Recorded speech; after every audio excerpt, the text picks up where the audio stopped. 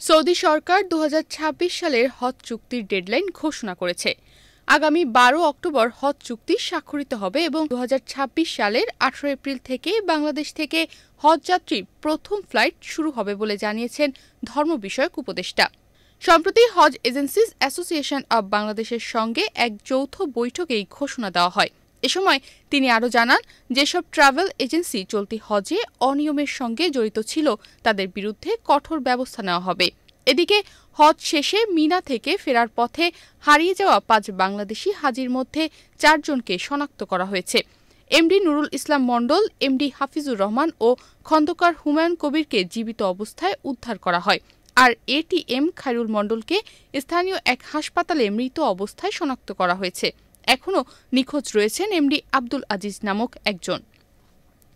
Hub president গোলাম সারোয়ার এ বিষয়ে বলেন, চলতি বছর যেভাবে দ্রুত সময়ের মধ্যে নিখোঁজ হাজিদের উদ্ধার করা হয়েছে, ভবিষ্যতেও আরও উন্নত সেবা দিতে আমরা প্রতিশ্রুতিবদ্ধ।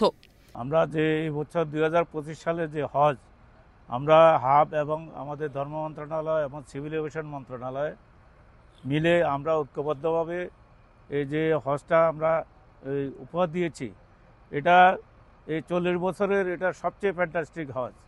এই হজে আপনার কোনো কান্নাকাটি ছিল না, কোনো মারামারি ছিল না, কোনো টিকিটের কোনো সমস্যা ছিল না, বাড়ি ভাড়ার কোনো সমস্যা ছিল না। এটা 100% আমরা সুন্দরভাবে এই হজটা পালন হয়েছে এবং আমাদের হাজিরাও খুশি। আমি অনেক হাজির সাথে কথা বলেছি এবং এই সৌদি গভর্নমেন্টও এই বছর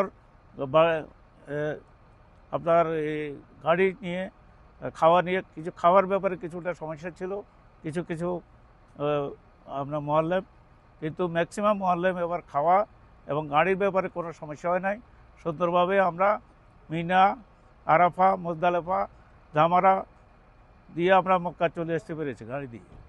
তারপরে আপনার এই বছর এই সৌদি সরকারও এবার পরিষ্কার পরিচ্ছন্ন ছিল এবং বাথরুমগুলো পরিষ্কার পরিচ্ছন্ন ছিল গত বছরের ন্যায়।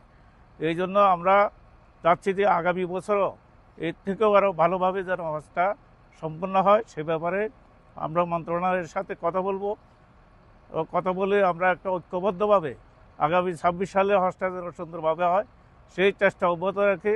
এই বছরের হজ ব্যবস্থাপনায় আন্তর্জাতিক র্যাঙ্কিংয়ে সিঙ্গাপুর শীর্ষে রয়েছে, আর দক্ষিণ এশিয়ার মধ্যে বাংলাদেশ সবচেয়ে এগিয়ে আছে। নিউজ ডেস্ক, বাংলাদেশ প্রতিদিন।